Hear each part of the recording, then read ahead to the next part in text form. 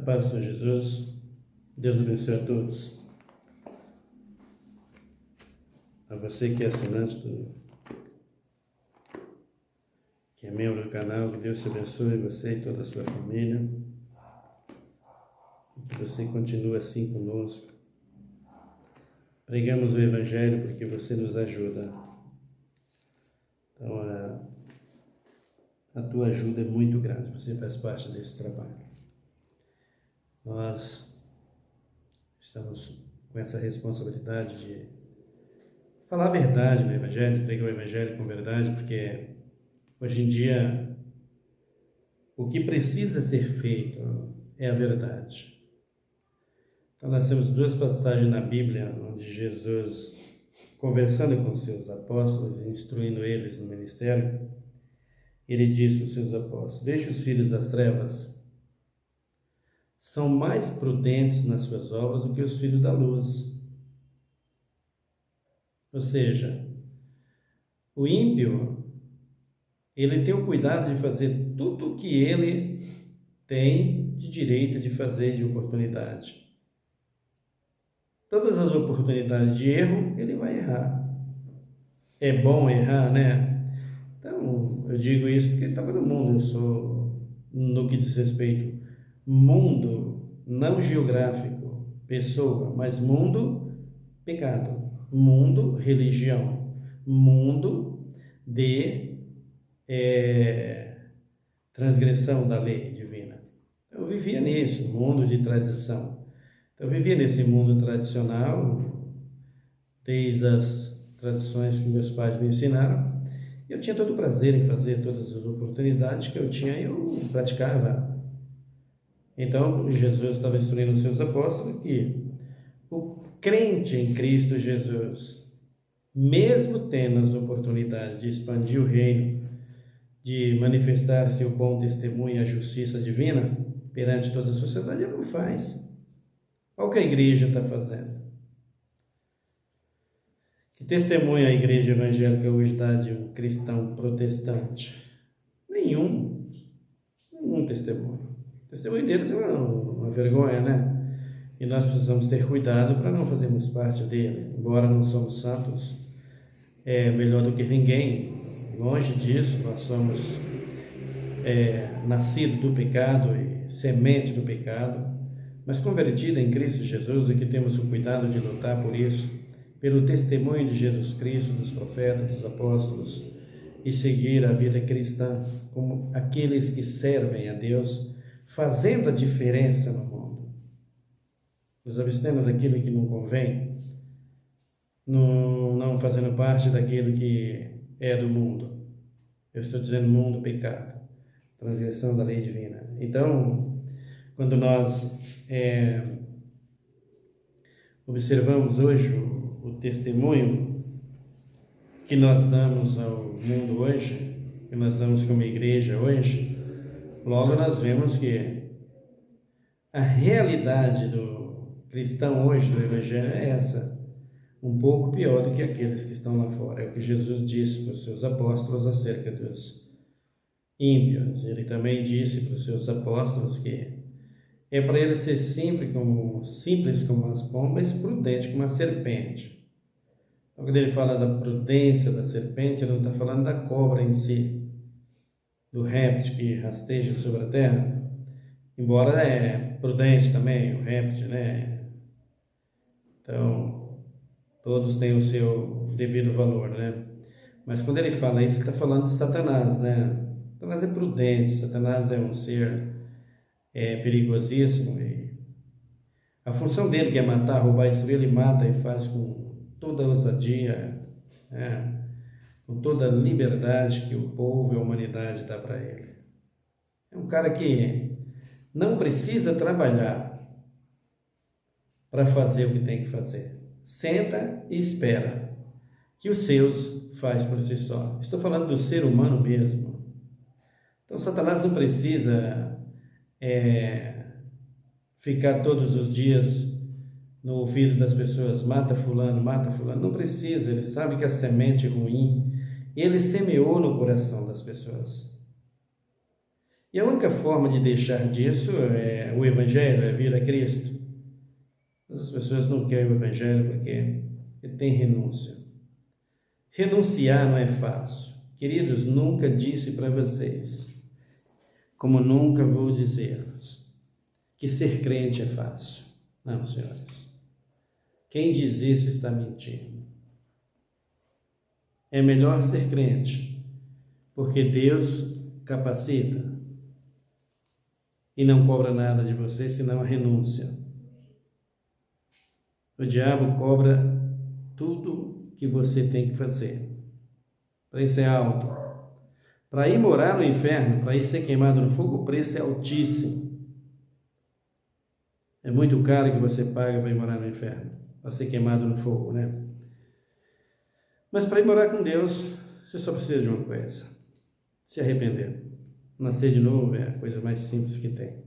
Então as pessoas às vezes não querem fazer isso, não querem nascer de novo, não querem se arrepender.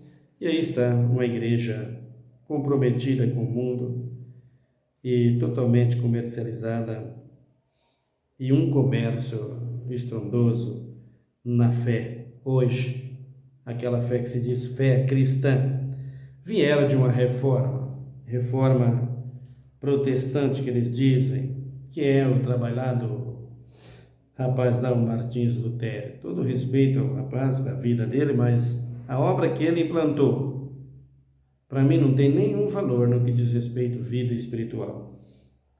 É uma vida religiosa, uma vida comercial, alguns pontos para se viver socialmente na terra, mas para ser salvo não implica nada, viu, queridos? Por quê? Porque eu tenho um Deus que enviou seu Filho a esse mundo e um Cristo que veio a esse mundo para transformar vidas, para trazer novo nascimento às vidas, e não a reforma. Reforma não transforma. O que Cristo trouxe foi uma transformação, como fez a água transformar em vinho. Isso é a vida cristã. Quebra o vaso, como diz Jeremias 18, e purifica a massa, e dela levanta um vaso novo. Como Paulo disse, morremos com Cristo para sermos novas criaturas. Isso foi o que Cristo trouxe ao mundo. O que Martim Lutero trouxe foi uma reforma. E aí estão os crentes reformados. Aí está a igreja reformada e não a igreja transformada. Essa reforma, para mim, não tem valor algum no que diz respeito à vida espiritual. Vida comercial, vida humana, vida política, vai muito bem. Mas vida espiritual, vida para Deus, valor nenhum eu acho nela. Eu quero ler mais uma vez aqui. Paulo dizendo aos irmãos de Éfeso, o capítulo de número 6, eu não terminei ainda. Nós vamos entrar aqui nessas potestades. Eu tenho algumas potestades para falar sobre elas, para vocês entender, ver. Passei por elas, estive com elas quando não pertencia a Cristo, ao Evangelho. Estava lá com eles, né, na feitiçaria, né?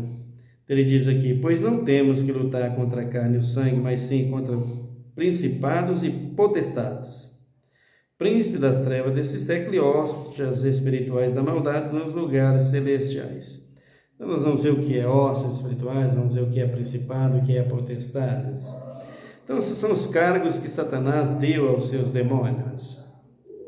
Quando ele derruba com ele os anjos de Deus lá da glória, a Bíblia diz a terceira parte dos anjos, que atira aqui abaixo na briga com Miguel, né? Capítulo 12 de Apocalipse, você pode ver isso, ou Batalha no Céu, Miguel e seus anjos.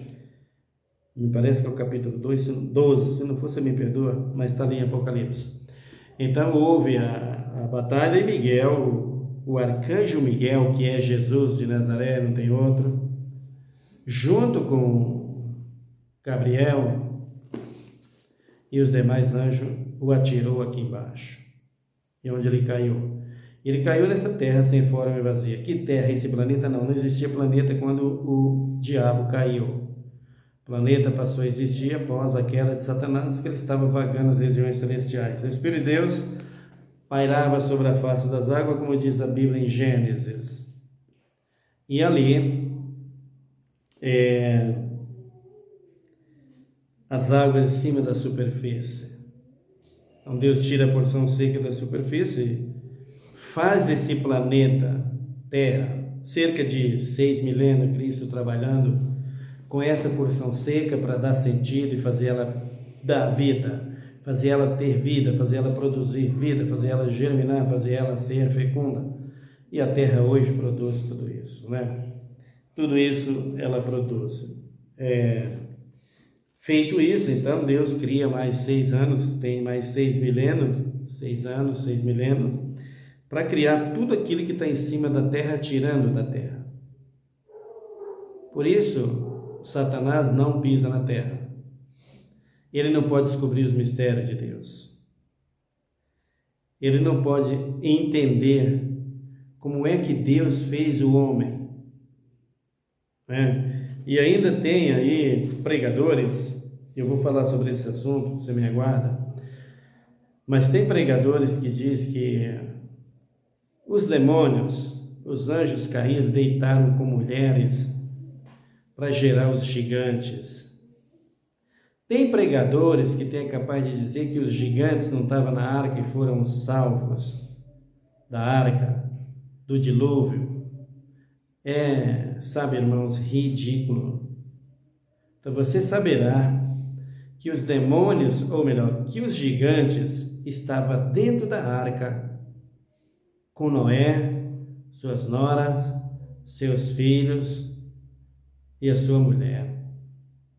Mas só tinha 8, mas os gigantes também estavam ali, junto com eles. E você vai saber como é que eles estavam ali, aonde eles estavam guardados ali na arca, você vai saber. E você vai saber que essa possibilidade dos demônios deitar com mulher e gerar filho com elas, isso é uma loucura. Isso chega a ser um desequilíbrio de uma pessoa que ensina o evangelho. Está desequilibrado espiritualmente. Terrível, não? Não existe isso. Satanás trava uma briga contra Deus, querendo ser melhor do que Deus, querendo ser melhor do que o Filho de Deus. O Filho de Deus atira ele aqui embaixo, humilha, arrebenta com tudo, acaba com o diabo, vem pela segunda vez, pega pela segunda vez na mesma guerra, pisa o diabo, destrói tudo ao vencer na cruz. E ainda o Filho de Deus pega a mulher, que é algo de maior preciosidade na sua criação, juntamente com o homem. É o maior presente que Deus deu para o homem e a mulher. Aí ele pega essa mulher e vai fazer com que ela deita com os demônios, com os anjos, para gerar filho. Mas Deus seria também tremendo do hipócrita, né? Se fizesse isso, né? Jesus seria um tremendo um picareta, não, gente? Vocês não percebem que isso não existe? Não existe isso. O nosso Cristo é real, perfeito, justo e jamais permitiria que a mulher que é feita da costela do homem para ser uma das criaturas, a criatura mais sublime com o homem que ele criou na terra, ser instrumento na mão dos demônios que diz respeito à criação, produção, nascimento, geração. Não é possível, irmãos, que os crentes cheguem a essa posição e aceita isso, não é possível. Vou te falar de uma experiência que tive com os demônios, um Exu chamado Zé Pilintra aí, numa praia que eu estive lá, e uma moça, você vai ver essa experiência e você vai ver o que o Zé Pilintra fala sobre ter filhos, sobre esse assunto, falaremos futuramente. Então, nós falaremos sobre esses principados aqui que Paulo está dizendo aqui. A vigilância e o cuidado que nós precisamos como igreja termos. Senão, nós vamos acabar na mão de Satanás. É o que a igreja não está tendo. A igreja está seguindo para esse caminho e está se sucumbindo nas mãos do inimigo e sendo levada à vergonha. E com certeza vai ser humilhada. Eu quero que você abra comigo aí a palavra de Deus, também no Evangelho de São Lucas. São Lucas, Jesus nos dando as armas para vigiarmos e termos cuidado com as ações de Satanás. São Lucas 11, versículo de número 14. Ele diz assim: Jesus estava expulsando um demônio que era mudo. Saindo o demônio, o mudo falou, e maravilhou-se a multidão. Mas alguns dentre eles diziam: ele expulsa os demônios pelo poder de Beelzebu, príncipe dos demônios. Outros, tentando, pedir-lhes um sinal do céu. Mas conhecendo ele os seus pensamentos, disse-lhes: todo reino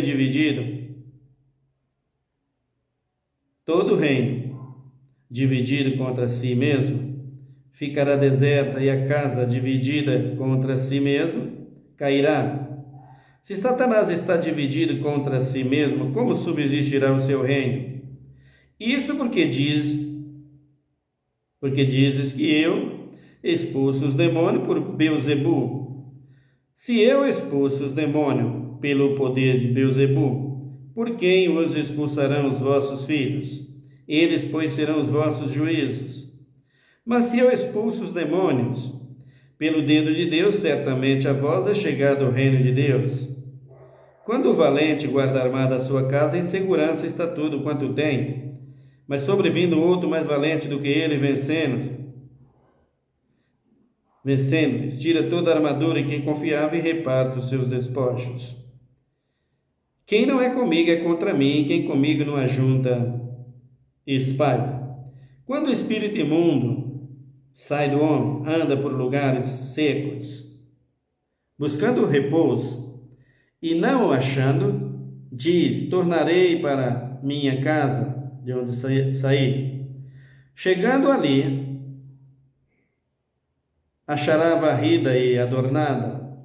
Então vai e leva com ele outros 7 espíritos piores do que ele, e entrando habitam ali. E o último estado desse homem é pior do que o primeiro.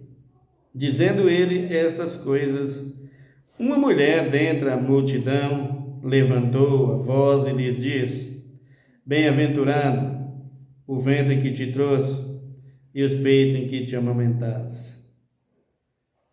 Mas ele disse: antes, bem-aventurado são os que ouvem a palavra de Deus e aguardam. Então, queridos, essa passagem aqui tem um exemplo, um fundamento extraordinário para a igreja evangélica, para as nossas vidas hoje. Jesus está falando aqui da queda de Satanás. Os demônios caíram e ficaram sem abrigo, sem casa, sem reino. Criaram o seu próprio reino, o que nós estamos vendo aí, porque tomou do homem, roubou do homem, e eles trabalham nisso. O rapaz era mudo, era surdo, o menino era mudo. E saindo o demônio, o mudo falou e maravilhou a multidão. Então eles ali começaram a... É engraçado que você vê a astúcia de Satanás, como Satanás trabalha, né?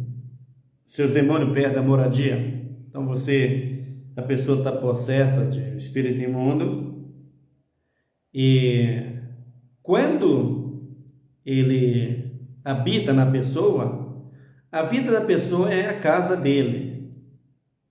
Mas é bom você saber que quando um espírito imundo habita na pessoa, está habitando na pessoa, que a pessoa se torna um cavalo dele, um instrumento dele, então a pessoa, no momento que ele possui, é diferente. Eu já disse isso muitas vezes, pela experiência que Deus me deu trabalhando com eles antes de vir a Cristo, e depois de vir a Cristo, trabalhando contra eles. A possessão de um demônio, dependendo do espírito imundo que tiver ali na vida daquela pessoa, seja um Exu, um caboclo, uma cabocla, uma pombagira, não importa quem é, ou um orixá, né?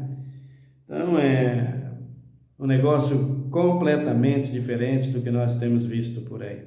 Então tem pastores aí que, se um espírito imundo daqueles que tem direito sobre a vida de uma pessoa, né? Tem apóstolo por aí, eles vão ter que arrumar todas as cordas que tem por aí para amarrar a pessoa. Você se lembra do endemoniado gadareno? Eu vou falar dele também. E você vai ver que as igrejas, hoje, por não ter autoridade espiritual, eles pegam as pessoas que estão endemoniadas e amarram de corda e faz aquela coisa toda, né? E esse alvoroço todo. Por quê? Por falta de unção, falta de poder, falta de vida com Deus. E alguém disse, não, mas você pode expulsar. Você pode nada. Você lembra da passagem de Atos dos Apóstolos, né? Paulo expulsava demônio, de repente aqueles 3 filhos de Cefas lá, foi expulsar um demônio. Quando estava expulsando o demônio, uma pessoa era endemoniada, eles dizem, nós conjuramos a vocês no nome de Jesus que Paulo prega. Então o demônio a pessoa que estava endemoniada, saltou contra eles e apoderou-se deles, rasgaram as suas vestes, nus e feridos voltaram para casa. Os demônios disseram, conhecemos a Paulo, sabemos quem é Jesus e conhecemos bem a Paulo, mas vocês não passam de um bando de picareta, de mentirosos. Era isso que os demônios queriam dizer. Vocês não é ninguém, quem vocês sois? Para vir nos expulsar. Então, apoderou-se deles e, envergonhados, voltaram para casa quando apanharam. Você vê também a passagem que Jesus manda os seus discípulos, e aquele rapaz, está lá em Mateus 10, aquele rapaz vai, aliás, Mateus 17, né? Mas aquele senhor vai pedir para os apóstolos de Cristo para expulsar os demônios para ele, do filho dele. Mas os demônios não saem porque os discípulos não tinham autoridade.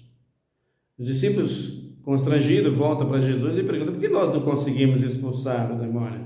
Eles dizem, em outras palavras, vocês não têm vida comigo, vocês não têm fé em mim, vocês não têm comunhão comigo, com o Espírito. Por isso vocês não conseguem expulsar demônios. Vocês não jejumam para o bem do reino, para que o Espírito seja derramado sobre vocês. Querendo ele dizer que ele ia sair daqui, os discípulos tinham que fazer isso, como de fato fizeram, né? Então, hoje nós estamos vendo a igreja aí, no estado que ela está. Se um espírito imundo como aqueles, ou aquele gadareno, mas nem pode pensar, né? Se manifestar numa igreja dessa aí de 5 pessoas, de 5 mil pessoas, só vai ter cadeira virando, né, gente? Vai ter que chamar a polícia ou quem é que seja para amarrar a pessoa lá e mantê-la, né? Manietá-los ali, porque autoridade para expulsar, pelo que eu vejo aí, mas nunca, não vai ter nunca. Então não é bom para brincar com demônios, não é para brincar com os orixás, com os caboclos, com os guias dentro da igreja. Você tem autoridade? Tem, então expulsa. Em nome de Jesus. Satanás só obedece o nome de Jesus. Satanás obedece a tua religião. Satanás está preocupado com a tua sabedoria, com a tua teologia. Satanás está preocupado com a multidão que você tem dentro da tua igreja. O quanto você fatura dentro dela. Você colocou ela no comércio, na política, né? Então, é isso. As pessoas entram no canal e perguntam o que você acha da igreja comercializada. A igreja comercializada é a igreja apostatada, querido. É a igreja que saiu do caminho do Senhor, a igreja que saiu da fé, não tem vida com Deus. Aqueles que estão lá dentro, se tiver algum lá que pertence a Cristo, que saia do meio disso, como diz a Bíblia Apocalipse, sai dela povo meu, e vem para Cristo, vem para o verdadeiro evangelho. Se ficar no meio, corre o risco de se contaminar e acabar perdendo a salvação. Então, a igreja dessa no comércio é uma igreja caída na fé, uma igreja apostatada, uma igreja que não tem vida com Deus, é essa igreja que está aí chamada protestante, nas mãos da política e de tantas outras coisas, né? Esse gospel vencido, infelizmente, que as pessoas não têm condição mais de gravar uma música, um louvor para Cristo. Elas vai gravar suas músicas, você percebe aí como que está as gravações, é ridículo, não? Sem vida no Espírito, não se faz coisa para o Espírito, né? Sem vida com Ele, já está dizendo, não pode fazer nada para Ele e para Cristo ser glorificado. Então, quando Jesus está expulsando esse demônio aqui, o diabo, que é astuto e perigosíssimo, sabe trabalhar, sai o demônio da vida da criança, do rapaz, e já pega-se aos fariseus, aos que estavam do lado ali. Para quê? a fim de não deixar a moradia dele, né? Eles não queriam deixar o lugar, corre ali e diz, ó, você está expulsando a gente pelo poder de Beelzebu, príncipe dos demônios.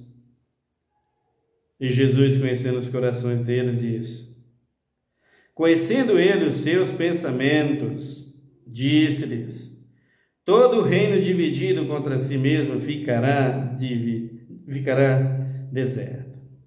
Um reino que está em divisão ficará deserto. Então Jesus está dizendo para os apóstolos, para aquela turma: escuta, como é que Satanás pode estar comigo para expulsar os demônios? Se os demônios pertencem a ele, como ele pode tirar o que é dele da sua própria habitação? Vocês não acham estranho isso? Era o que Jesus queria dizer para eles. Vocês não estão percebendo que vocês estão pensando mal contra vocês mesmos? Vocês estão fazendo mau juízo de vocês mesmos? Se o diabo está dividindo, está expulsando os próprios demônios, que são seus adeptos, seus seguidores, seus aliados. Se Satanás está expulsando eles das suas moradias, como Satanás pode ter um reino? De que forma? Esse reino vai sucumbir, né? Não vai para frente, não vai avançar. Aí ele diz assim para os seus discípulos, ou melhor, para aquela multidão: se Satanás está dividido contra si mesmo, como subsistirá o seu reino? Como pode subsistir? Porque se ele está expulsando os demônios dos corpos das pessoas, ele está dividido contra os demônios, né, gente? Era o que Cristo estava querendo dizer. E aí ele diz, ó: isso porque dizem que eu expulso os demônios pelo poder de Beelzebu, príncipe dos demônios. Se eu expulso os demônios pelo poder de Beelzebu, príncipe dos demônios, é a pergunta que ele faz. É uma pergunta que ele está fazendo aqui, o 19. Se eu expulso os demônios pelo poder de Beelzebu, por quem os expulsarão vossos filhos? Eles, pois, serão vossos juízes. Vem cá, é o que Jesus está querendo dizer para eles. Se eu estou expulsando os demônios pelo poder de Beelzebu, o príncipe dos demônios, então quem é que expulsa os filhos de vocês de casa? São vocês mesmos? Como é que vocês fazem isso? Como é que os filhos de vocês transgridem a lei, que transgride a verdade? É vocês que mandam eles transgredir a lei? É vocês que os orientam? Então, Jesus está querendo dizer para eles: por que expulsa então os vossos filhos? É óbvio que é pelo próprio Satanás, né, irmãos? Era o que Jesus estava querendo dizer e mostrando para eles. Ora, se eu expulso os demônios pelo poder de Beelzebu, quem foi que colocou esse demônio nesse rapaz? Foi o seu pai? Quem colocou? Era o que Jesus estava perguntando para eles, para aquela multidão. E ele diz assim: mas se eu expulso os demônios pelo poder de Deus, certamente a vós é chegado o reino de Deus. Era isso que eles não queriam, né? E é isso que a igreja hoje não quer. E é isso que as pessoas não querem, né? O reino de Deus. E por que não querem o reino de Deus? Porque o reino de Deus não se mistura com as coisas desse mundo. O reino de Deus não se mistura com a política. O reino de Deus não se mistura com a idolatria. O reino de Deus não se mistura com a vaidade. O reino de Deus não se compra com dinheiro. O reino de Deus não se apodera por dinheiro. O reino de Deus se apodera dele pela força, pela violência. Que violência é essa que Jesus quer dizer? Você tem que ser contra o seu próprio corpo, contra o seu próprio ego, contra as suas próprias vontades. É isso que Jesus está querendo dizer. Se você não for contra isso, você não pode entrar no reino de Deus. Então, existem mulheres que vão perder a salvação por causa do marido. Existem maridos que vão perder a salvação por causa da mulher. Existem pessoas que vão perder a salvação por causa da casa, por causa de um carro. né? Quantas e quantas e quantas está aí perdendo a salvação por causa de uma casa, por causa de um carro? Não, vou para a igreja não, porque é isso, que é aquilo, tá? É assim que eles falam. Eu vou cuidar do meu carro, vou cuidar da minha casa. Daqui a pouco a casa desmorona, vira montões de pedra, e aí como fica? E você? Cadê o reino?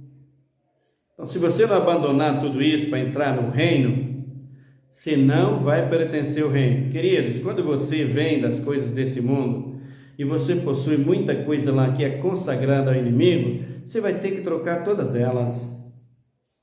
Jesus tem que fazer a troca. Lembra do jovem rico? Pede tudo que tem, vende, terás um tesouro no céu. Ele vendeu? Não, né? Então é assim. Então, vamos dizer, eu vou dar uns exemplos aqui. Você pode até me ignorar, mas me perdoe. Mas veja, uma garota de programa, por exemplo, ela ganha dinheiro, muito dinheiro, é moça bonita, sai com homens ricos, né? Milionários aí, e ganha muito dinheiro. Compra apartamento, carros de luxo, tem muitas, com certeza, né? Ela vem para o Senhor, que é a salvação. Quando ela chega no Evangelho, isso vai ter que ser tirado. É mesmo? Você pode perguntar.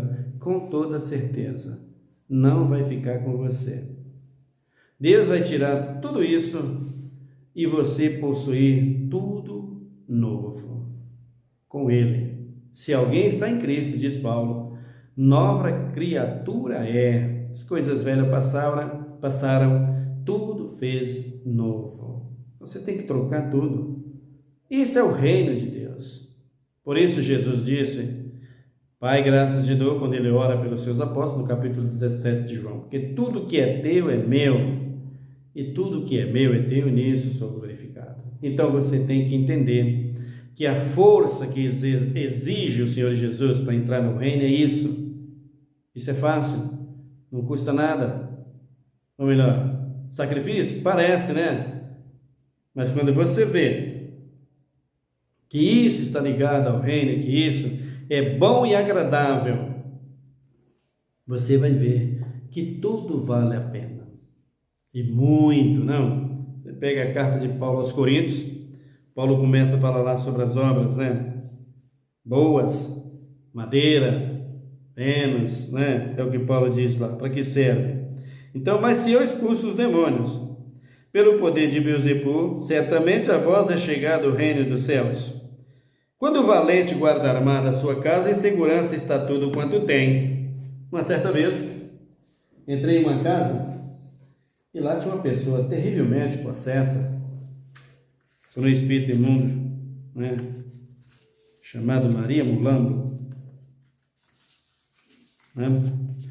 Maria Mulambo vem da linhagem dos pretos velhos. Né? É ele. Quando eu entrei ali, o espírito imundo possuiu aquela mulher.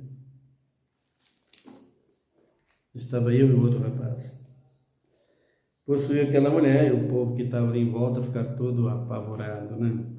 Com medo. Mas em Cristo Jesus, eu disse para ele, ou melhor, primeiro foi ele que falou para mim, o espírito imundo, o que tu quer aqui? Eu não vou sair daqui. Tu veio aqui para me expulsar, eu não vou sair daqui. Porque quando tu chegou, eu já estava. E esse versículo aqui, ó, não sai da minha boca e do meu coração.